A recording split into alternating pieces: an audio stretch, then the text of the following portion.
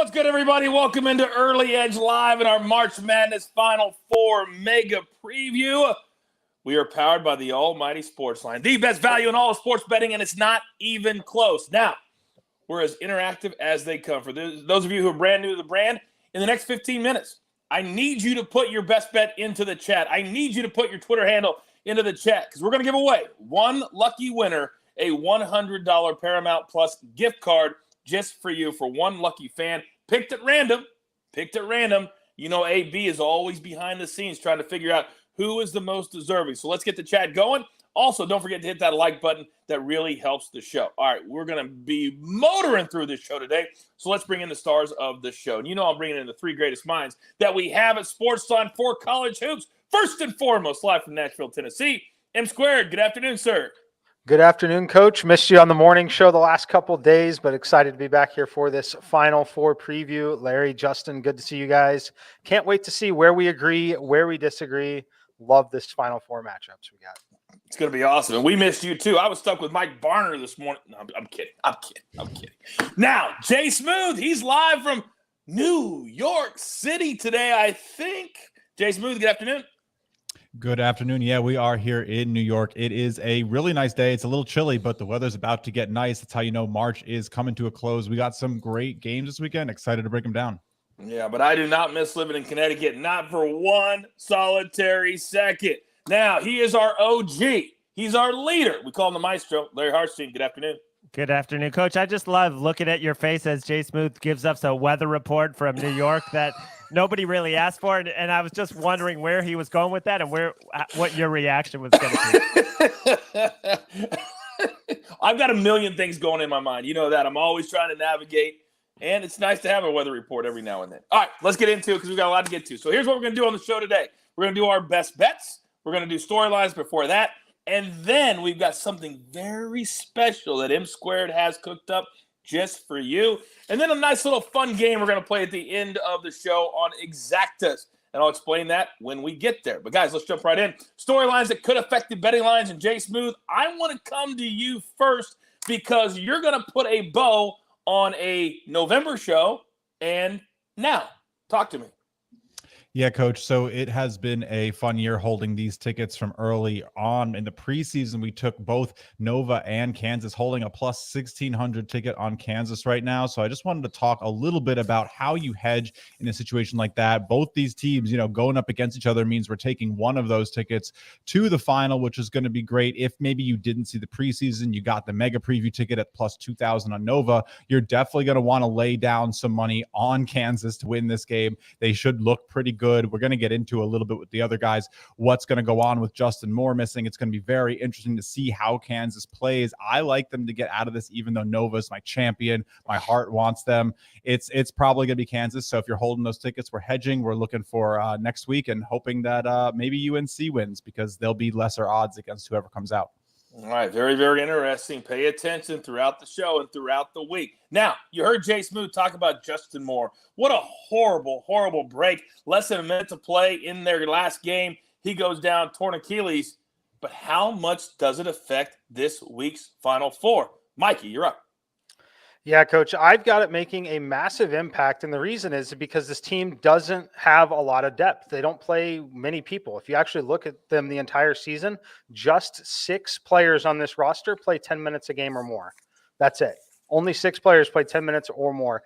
So having to replace his scoring is one thing, but it's really about the defensive side of the ball and the game plan. This week, they're not only having the game plan to replace him, but they're also having a game plan to stop Kansas and Ojai Abaji, who definitely Moore was going to draw that assignment for most of the game. This is an interesting spot for them. In my simulations, I make it worth 3.2 points because we really are not exactly sure how they're going to fill the role here. Longino is someone who was going to fill the role. He's already had surgery. He's not playing. He's been ruled out for the rest of the tournament. He can't play for Villanova in this spot. That is who is likely going to slide in and take a big chunk of that role in this situation. Just an absolutely brutal spot for him. So I make it 3.2 points, and I think you can make the argument all the way closer to 5. Yeah, I agree because of Longino, who's actually a really big-time NBA prospect as a freshman, just started to get into the rotation. Without him, without Moore, not only does he guard the best player, he's the best rebounding guard. He can post up.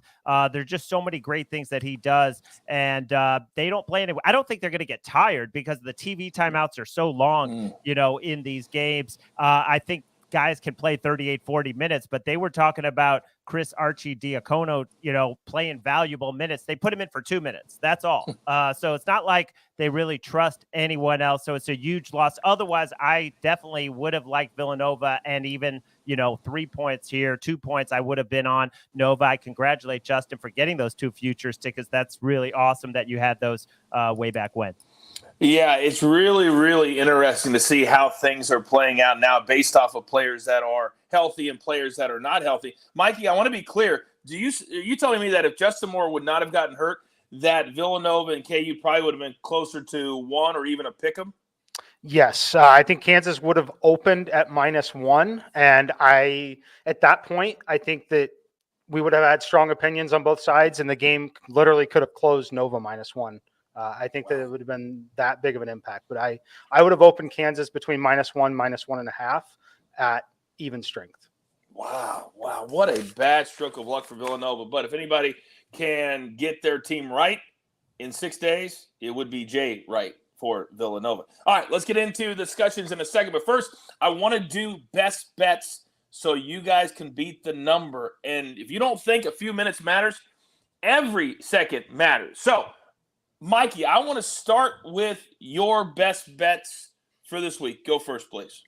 Yeah, on the Kansas side, I still have a pretty decent model edge on Kansas here. So that's why we're parlaying the money line, Kansas and Duke. I played a 133 yesterday. It's going to be in the mid 120s, probably low 120s by the end of the day. Wouldn't shock me if this one balloons all the way to being plus 115 on this money line parlay by the time the game actually tips. But a large source of it is coming from the Kansas money line, and I have a minor edge on Duke winning the game as well. But that's my play here. I'm parlaying these 2 favorites. We like underdogs a lot of the time, but in these situations here, I like the favorites. I think this is the smartest way for anybody that's been watching the show for the last couple of weeks. Mikey's done an incredible job of explaining to you why we do this, because it takes all the points away.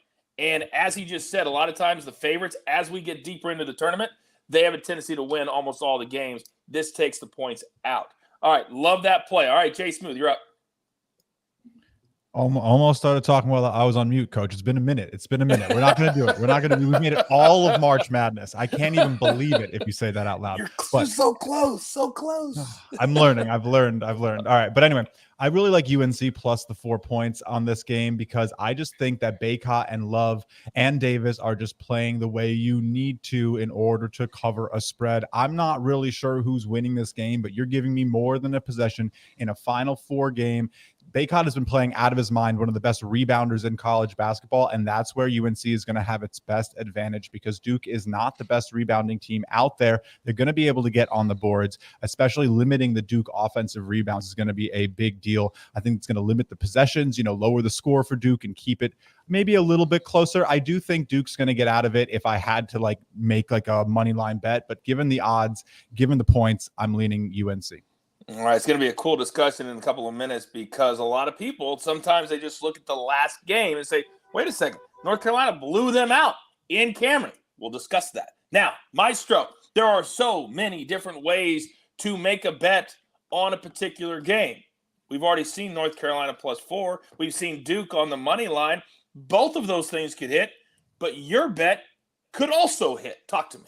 Yeah, I'm going to go after the team total with UNC over 73.5. I mean, you just look back at their game log and they put up 96 against 95 against Marquette. Now 93 against Baylor, but 80 of those in regulation. UCLA and St. Peter's you could just throw out because they didn't need to do anything in that game, but UCLA slowed them down and they still got to 73 points, and Duke is going to run with them. I mean, Duke wants to run with them. Duke feels they have more talent, more NBA talent, and they can go up and down with them. They put up 94 in that matchup. Of course, they're not going to shoot that way. I mean, they didn't miss in the second half at Duke, so they're not going to shoot that way, but I still think there's room here for them to get into the mid to high 70s. And if you just look back at their games when they play a team that's willing to go up and down, throw out the Virginia game, but teams that are willing to go up and down with them, they clear this number easy. The top 4 players combined for over 60 points for the Tar Heels.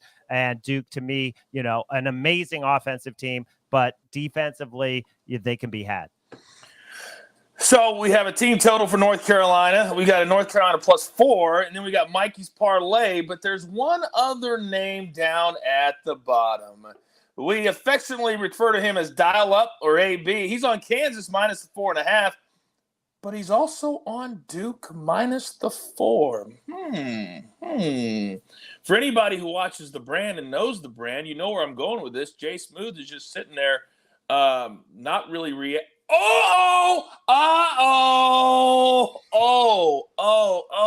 Allow me to just sit back and watch this play out. AB, what's up? Hey, what's up, Coach? What's up, everybody? Great show. Look, let me say this. First off, Kansas, yeah, they're going to handle their business in the second half. Don't even worry about that one. But Duke is going to have a larger margin of victory over North Carolina. So you go ahead and give me that Duke -4. And, I mean, if anybody's down for a showdown, let me know. You know what I mean? I like maybe taking you on that bet that Kansas wins by more than Duke does. That's interesting because you're going to be wrong about that. But hey, I will take you on UNC +4 too, dude. Let's go. Wow. So we didn't even do it right. So he said, basically, are you in or you out? Jay Smooth said he's in. But if only the jeweler was here and we could have the music, that would really complete the entire showdown, wouldn't it, AB? Yeah, it would. But hey.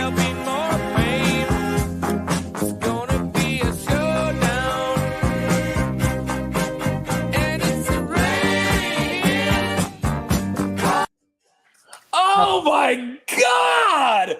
Where did that come from? Well, you know what? I was ill prepared of the last couple of shows of not having music ready to go. And you know what? It eats at me. I strive for perfection, just like Duke does. So take Duke -4. And you know what? We got showdown music ready to go, baby.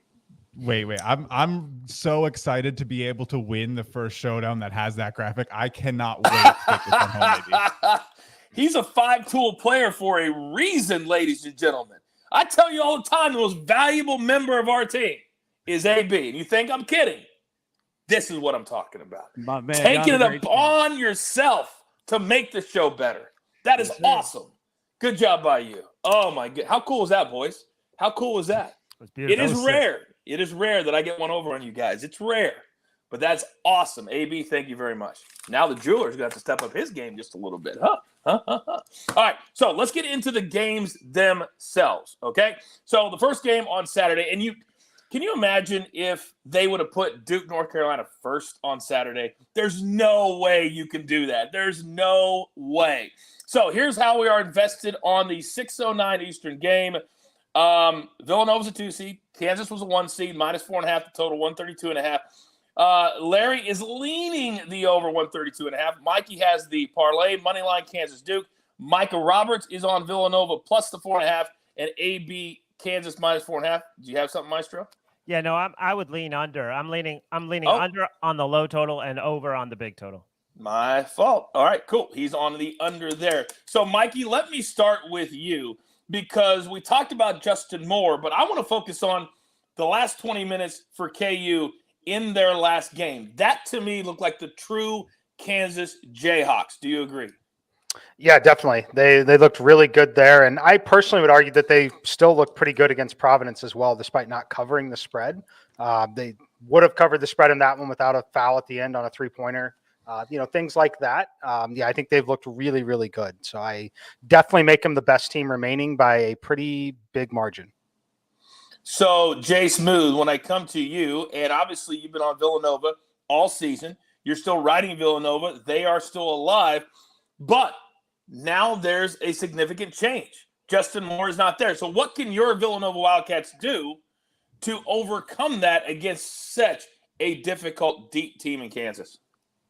they got to hope some of those open threes that Kansas is going to try to force miss the net. That's really what it's going to come down to. I think Nova is in some trouble. Obviously, this changes and everything. Justin Moore is a huge part of what they do. We talked about just how important it is just when you only play 6 guys. I'm really worried. I don't think I'm going to come out on top of the bracket anymore. Like Mike said, this should have been a pick 'em if he doesn't get a freak injury. And obviously, you know, we hope that he heals up, but this is a totally different game now. I think there even is money on the Kansas money line right now. Even if you're thinking it's a little juicy, it should probably be a little higher. I expect this one to close at 5.5.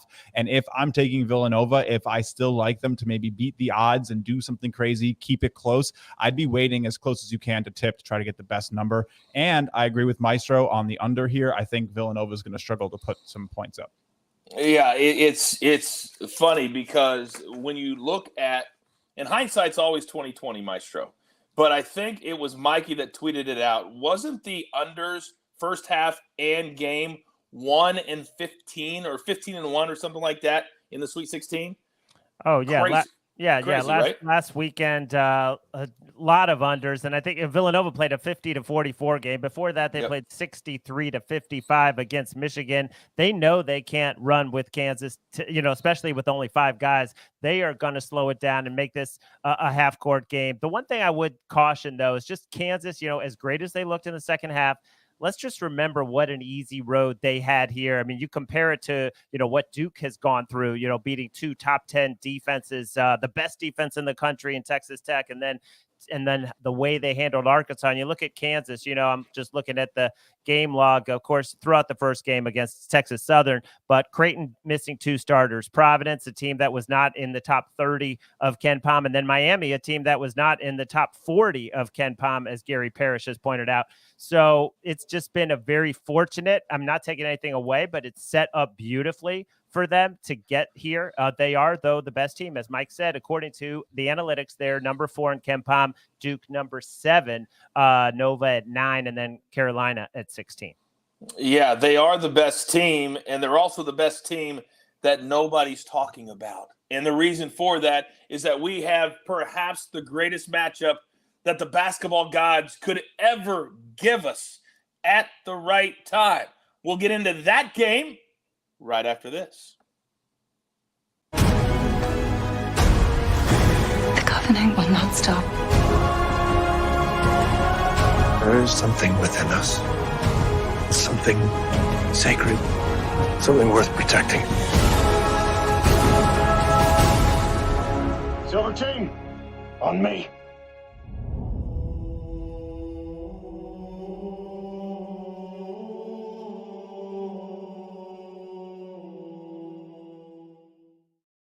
Oh, the video game is great. The show is even greater. Boys, this is the main event.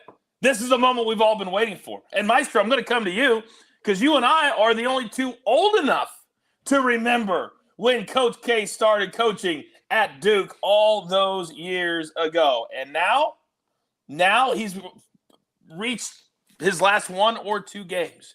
And we discussed in the mega preview before the tournament started that Duke was not a deserving 2 seed. Boy, were we wrong. But now they're facing a North Carolina team that March 5th blew them out of the water in their own gym. Can we take anything from that game into this one? Well, yeah, North Carolina is a much better team now than when they faced them early in the season. But like I said, right now, I don't have a play on the side of either of the games, but I do think this total is still light at 151. And we had 153 for the regular season finale. That finished in the 170s. And then the earlier meeting was 87-67, which is 154. So it also got over this total. I just think there's so much offensive talent on the floor, both teams. I don't think either team can really stop the other. And I don't think these guys also want to get into foul trouble. So I think there's going to be, the guys right there, I'm going to let them take it because I don't want one of my main guys to have to sit down. I'm just so impressed with the way, especially Duke is executing offensively. I think they didn't deserve the 2 seed. They weren't playing like that, but the way they're playing now, they obviously deserve a 1 seed. Now, when I look at Jay Smooth and M Squared, I see 2 very, very smart, analytical, number-based guys. So to have somebody say this to you, Jay Smooth, has got to drive you crazy. That maybe it's the way it's supposed to be, that Duke is supposed to win it all in Coach K's last season to end the greatest run that any college coach has ever had. What would you say to that, throwing all the numbers out the window and say it's what's supposed to happen? I mean, look, yeah, it's absolutely insane that we're going to get such a coveted matchup in this last year. You probably could have never like drawn it together better, but that's the way sports tend to go. There's a lot of people out there who believe one thing or another, you know, refs being a little light on Duke, whatever. It's not really important. We're here, and what's going to be really exciting is this firefight between these two teams. I could not agree with Maestro more about the total of these guys. These are just offensive teams, right? They're both top 20 offenses. Their defenses are still pretty good, but they're lower. They're going to have offensive advantages on both sides of the court. Whoever has the ball, probably going to be looking to score, probably going to be able to, probably going to be not so worried about fouls. It's going to be a firefight. The ACC is filled with shot makers. Both these teams have great guards who can find shots at the end of the clock, which means the total is going to be high. I can't wait. This is just going to be such a spectacle, just as a basketball fan, to sit back and enjoy. And Mikey, you are on Duke on the money line, and I think you're going to be rolling with a part of the community and part of the fan base that secretly wants this for Coach K, but overtly nobody wants to root for Duke. They've won too much. They're just like the Patriots. They're just like Tom Brady. But why are you so bullish on Duke when they just got bounced by North Carolina 3 weeks ago that they can get the job done now? Yeah, so 3 weeks ago, for me personally, it was just such an emotional spot for him. You have a letdown. That game's thrown out. Like, I don't even consider that game in the analysis at all, to be honest with you. Might sound a little crazy for you, but I really look at bigger bodies of work than this one head-to-head game, and such a tough emotional spot for them. So I don't really care much about that game. As far as getting here, is it supposed to happen? Was it supposed to happen? I still firmly believe Duke was overseeded in that spot. They should not have had a 2 seed in this tournament based on the body of work coming into the tournament. That's really helped them, put them in the position that they're in today. And then you look at all the fouls called in the tournament so far. They have the least number of fouls called on them of any of these teams. They had the same number, or they had the least number out of everyone in the last round, which is always interesting when it's a team that doesn't defend well, that is typically in positions to foul. So they've benefited from it, in my opinion. I think they will continue to do so. But really, I think that they have enough offensively to hang with North Carolina. And I think that's what's key here. I trust them and their team a little bit more in late game situations than I do with North Carolina, because I'm not one to play into officiating, it absolutely impacts the outcome of a game. What I will say here is I would say that a double-digit or large blowout victory on either side is very unlikely in this game. I expect a very tight game. That is something that the officiating can definitely keep in check, and I think that that's definitely what we see. But much like the Villanova team most of the year, I trust Duke more in the late game situations here, which is why I ultimately think they get the win.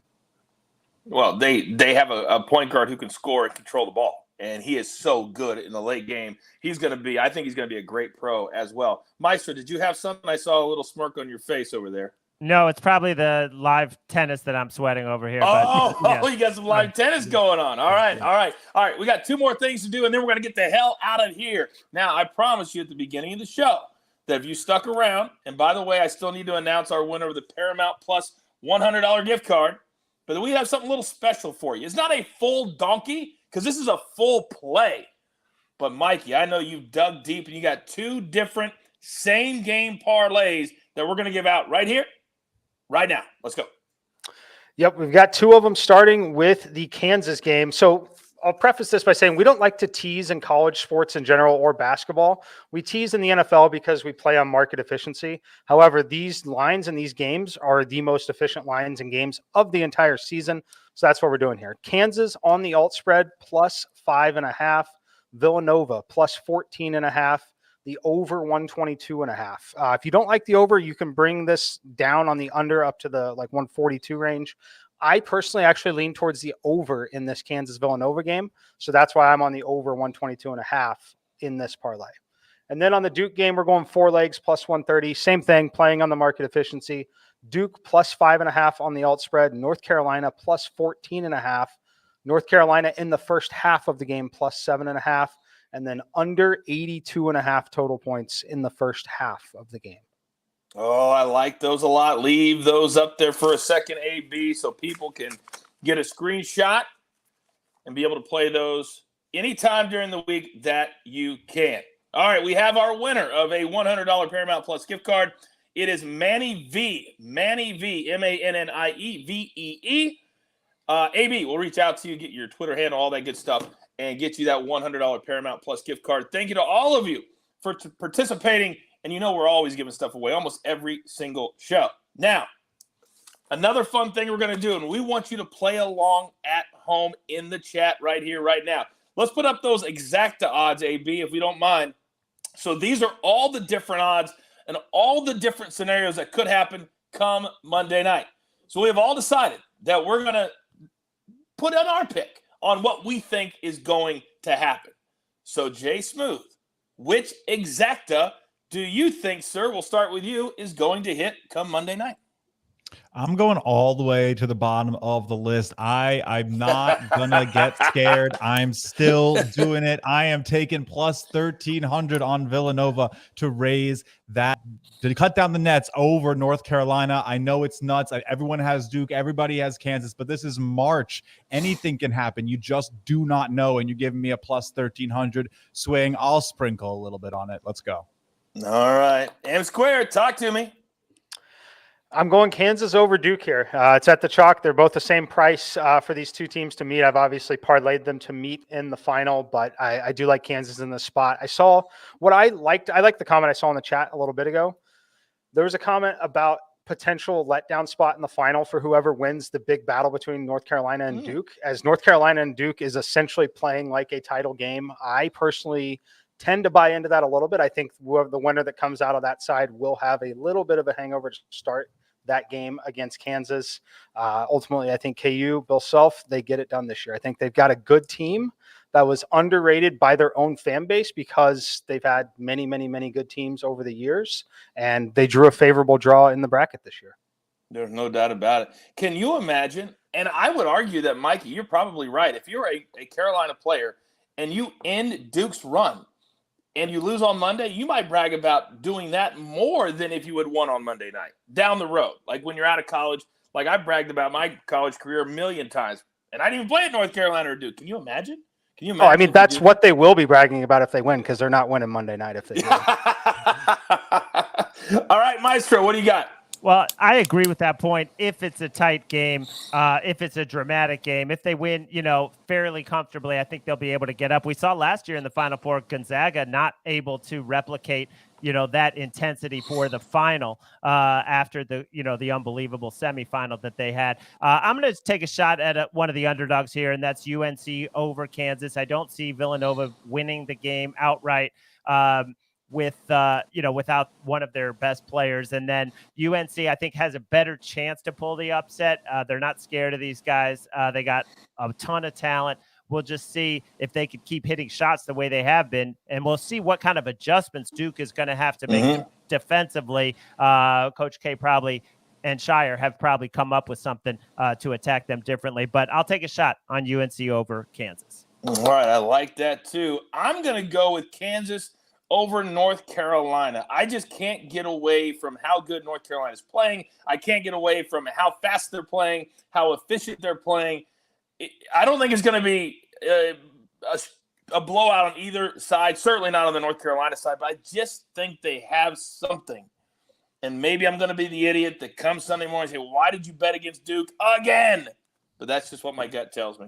AB, by the way, is also on Kansas over Duke, so he has the same as M Squared as well. Boy, that was a lot of fun. All right. We've got plenty of more content coming later in the week. As always, follow our YouTube channel right here. We also don't want to forget about all of you wonderful people at home that listen on Apple and on Spotify.